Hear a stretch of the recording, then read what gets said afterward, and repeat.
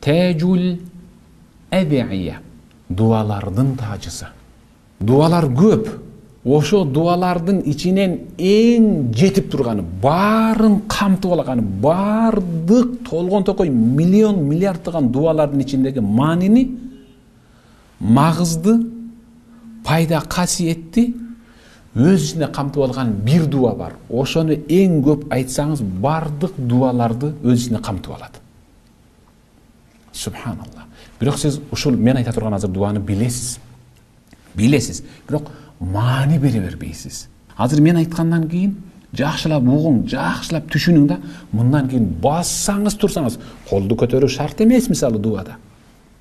Бассаңыз турсаңыз ошол дуаны айта бериңиз. Ал кайсыл?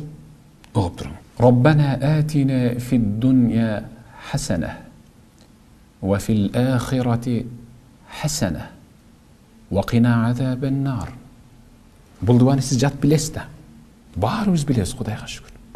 Керек болсо пайгамбарыбыз саллаллаху алейхи ва саллям бул дуаны намаздын аягында ташаххудтан кийин, салаваттарды окуп бүткөндөн кийин сөз түрдө кошкула деген ошол Роббана атина фид дунья хасана ва фил ахирати хасана ва кина азабан нар. Мен дайым намазымда кошом. Мындан башка да кошула турган дуалар бар. Буюрса аларга да кезек келет айта турган. Муфассирлер, tafsirçiler, бұл өзі аят, Бақара сүресіндегі аят, дуа. Ушыл аятқа келгенде өтө чоң чалқыған маани берген. Қандай? Қарап көріңіз. Роббана атина фид дунья хасана. Ей Раббибиз, ей жаратқан Аллах, атина бергин бізге, фид дунья, бұл дүниеде хасана, бір жақшылық бер. Ал кандай жакшылык? Жакшылыктын түрү көп да. Ошол жакшылыктын баарын, дүниедеги ийгилик, жакшылыктын баарын ушул сөз өз ичине камтып алган. Ким бул дүниеде перзенттүү болгусу келсе, бир туугандарында ынтымак болуусун эңсесе, мыкты жубай кааласа, кыздар мыкты жолдош эңсесе, ата-энеси менен мамур жумур жашагысы келсе, өлкөсүндө тынчтык, иши кылып мамур жумур, дагы башка мен айта албаган миллиондогон, миллиарддаган жакшылык болуусун кааласа, ушул дуаны окусун дейт. Бирок муфассирлердин, тафсирчилердин басым берип айтканы, Роббана атина фид дунья хасана, Раббибиз, эй жараткан Раббим, мага бул дүйнөдө бир хасана, бир жакшылык бер.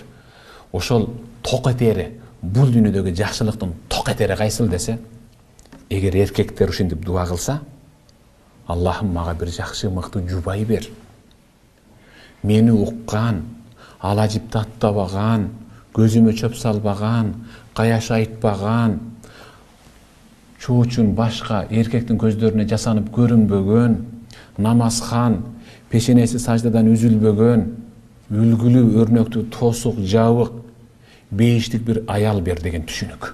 Дагы ким дуа кылса, Аллахым ата-энемди намазхан кыл, өзүбүз намазга келдик, бирок ата-энебиз аксап жүрөт деген түшүнүк. Бир тууганыбызга ынтымак бер, перзенттерибизди ушунчалык мыкты кыл. Хасана, ушул жердеги хасана жубай жөнүндө кетип бартат. Эгер кыздар, аялдар дуа кыла турган болсо, жолдош жөнүндө сөз кетип бартат. Эгерде жигиттер жакшы бир кызга үйлөнүшүм керек деп издеп жүрсөңөр, ушул дуаны көбүрөөк айткыла, күн-түн көбүрөөк айткыла, Аллах жооп берет, эң мыкты кызга туш келесиңер. Эгерде кайсы бир кыз мыкты бир эркекке туш келсем, ошо менен түбөлүк жашасам, мамур жумур болуп деп эңсесе, ушул дуаны көп айтсын. Кайсы бир ата-эне уулума мыкты келин тапсам, кызыма бир мыкты күйөө бала туш кылсам деп эңсесе, издесе, ушул дуаны көп айтсын. Ва фил ахирати хасана. Аллахым ахиретте да бир хасана, бир жакшылык бер. Ахиреттеги жакшылык эмне ал? Ахиреттеги жакшылыктын ток этери ал бейиш. Аллахым ахиретте бизге бейиш бер дейт. Бирок ага чейинки да жакшылыктар бар да. Аллахым жүзүбүздү карартпа. Аллахым денебизди тосук кыл, жылаң ач кылба. Аллахым амалыбызды оң тарабыбыздан бергин. терибизге чөмүлтпө. Аллахым бизди периштелерге жемелетпе. Аллахым эл астында шерменде кылба. Кыл көпүрөктөн эсен аман өткөр. Ушулардын бүт баары хасана. Барып турган жери эң акыркысы хасана бул бешти бер деп атат. Эми кичине талкуулоо. Ахиреттеги хасана бейиш болсо, дүйнөдөгү хасана жакшылык ал жубай болсо, эми ойлонуп көрүң. Аял менен бейиштин ортосунда кандай байланыш бар? Көрсө, жакшы аял бул дүйнөдө өз күйөөсүнө бейиштей эле жыргал тартуулайт. Көрдүңүзбү? Эгерде мыкты жубай болоюн, ушул кайын журтума сиңип кетейин, оор басырыктуу, үлгүлүү, өрнөктүү келин болуп, балбайган байбиче болуп калып калайын десеңер, ушул дуаны көбүрөөк айткыла. Кызыңардын орун очок болуп, ошол жерде мыкты келин болуп калышын кааласаңар, ушул дуаны айткыла, ага да үйрөткүлө.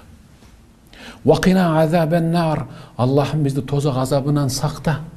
Тозак азабынан сакта. Эмнеге тозак азабынан сакта деп атат? Албетте сактанычыбыз дайым коркуп жүрүшүбүз өз тозоктон да. Бул дегени Аллахым жаман жубайга туш келип калуудан, анан кыяматта тозокко түшүп калуудан.